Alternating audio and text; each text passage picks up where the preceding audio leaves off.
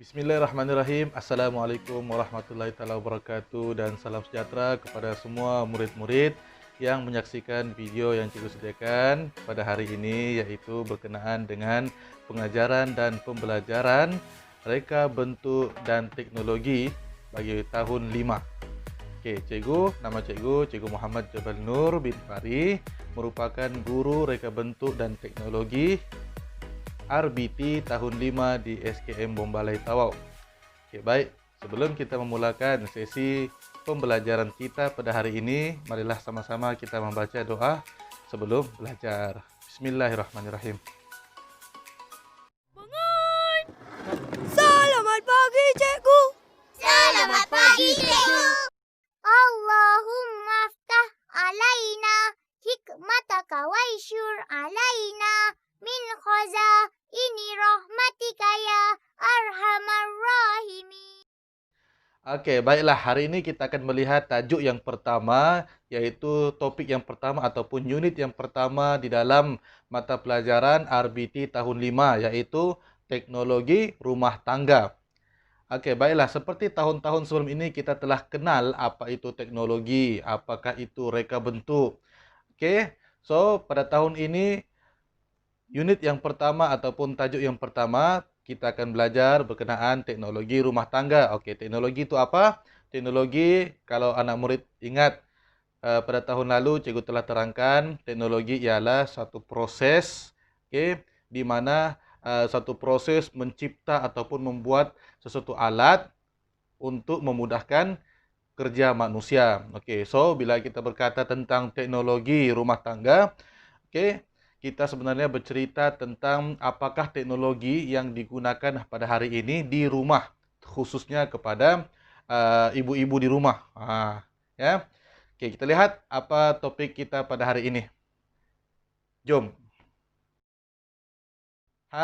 Hari ini kita akan mengenali ataupun kita akan mengenal jenis-jenis jahitan. Okey, siapa semua tahu sini jahitan kan? Okey, semua sini tahu jahitan. Baiklah, hari ini kita akan mengenal ada 6 jenis jahitan yang akan kita kenal pada hari ini. Okey, jahitan yang pertama iaitu jahitan Kia. Okey, apakah itu jahitan Kia? Okey, jahitan Kia digunakan untuk memulakan dan mematikan jahitan. Untuk memula menjahit dan untuk akhir menjahit. Kita gunakan jahitan Kia. Okey, digunakan juga sebagai jahitan tetap dan menjahit bahagian klim yang meretas serta menggantikan jahitan mesin. Boleh juga digantikan untuk jahitan Kia ni menggantikan jahitan menggunakan mesin. Okey. Baiklah, seterusnya. Okey, yang kedua, jahitan jelujur halus. Apakah itu jahitan jelujur halus? Okey, jahitan jelujur halus digunakan sebagai jahitan tetap. Okey, jahitan jelujur halus juga digunakan untuk membuat kedutan atau sulaman pada fabrik. Fabrik itu apa? Fabrik itu ialah kain. So jahitan jelujur halus ni kita gunakan untuk membuat kedutan-kedutan ataupun menyulam. Okey, membuat sulaman. Okey, seterusnya jahitan jelujur halus juga digunakan untuk membaiki kelepet yang meretas. Kelepet-kelepet yang terdapat pada fabrik ataupun kain, kita gunakan jahitan jelujur halus, untuk membaikinya. Okey, seterusnya. Okey, seterusnya ialah jahitan jelujur kasar. Okey, jahitan jelujur kasar digunakan sebagai jahitan sementara untuk menetapkan kedudukan dua atau lebih fabrik semasa menjahit.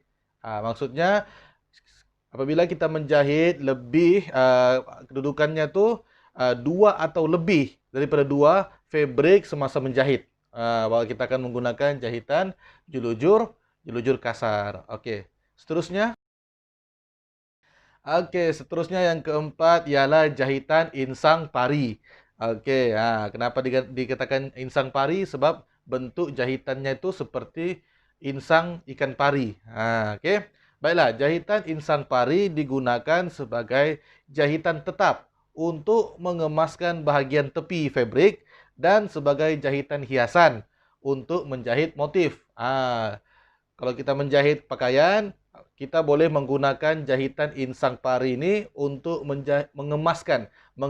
Kita jahit bagian tepi-tepi supaya nampak lebih kemas. Kita boleh menggunakan teknik jahitan insang pari supaya nampak lebih kemas. Dan boleh bukan saja kemas, dia juga boleh dijadikan hiasan. Hiasan pada fabric yang kita jahit. Okey, seterusnya. Seterusnya jahitan yang kelima iaitu jahitan sembat. Apakah itu jahitan sembat? Jahitan sembat digunakan sebagai jahitan tetap untuk menjahit bahagian kelepet atau bahan hiasan. Ini contohnya gambar nih, jahitan tetap untuk menjahit bahagian kelepet. Yang bahagian sambungan-sambungan tuh kita jahit menggunakan jahitan sembat. Susunannya pun apabila kita menjahit tuh, kalau nampak contoh tuh, dia jahitan tuh bengkok sedikit sebanyak 30 darjah. So, secara tidak langsung dia boleh juga menjadi hiasan pada fabric yang kita jahit. Seterusnya. Jahitan yang keenam iaitu jahitan silang pangkah. Kenapa jahitan silang pangkah? Sebab bentuknya bentuk pangkah ataupun bentuk X. Jahitan silang pangkah digunakan sebagai jahitan tetap untuk mengemaskan bahagian kelepet lipatan atau tepi kain serta sebagai jahitan hiasan.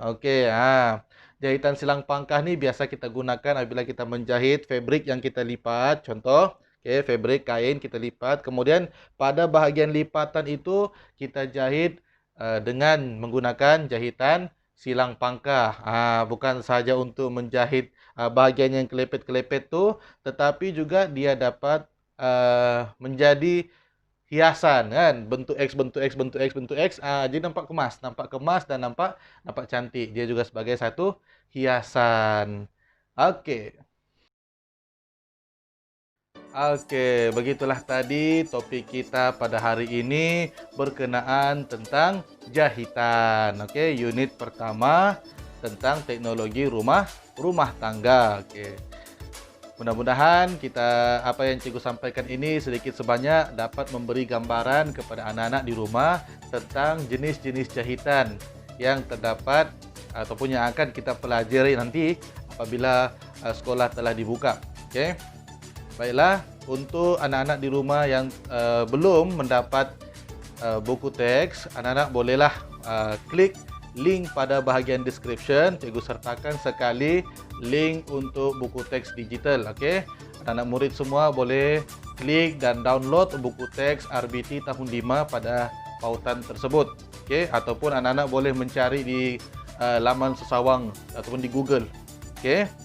Baiklah, itu saja untuk hari ini. Semoga kita berjumpa lagi pada hari dan waktu yang sama minggu hadapan bersama saya Cikgu Jabal Nur. Assalamualaikum warahmatullahi wabarakatuh.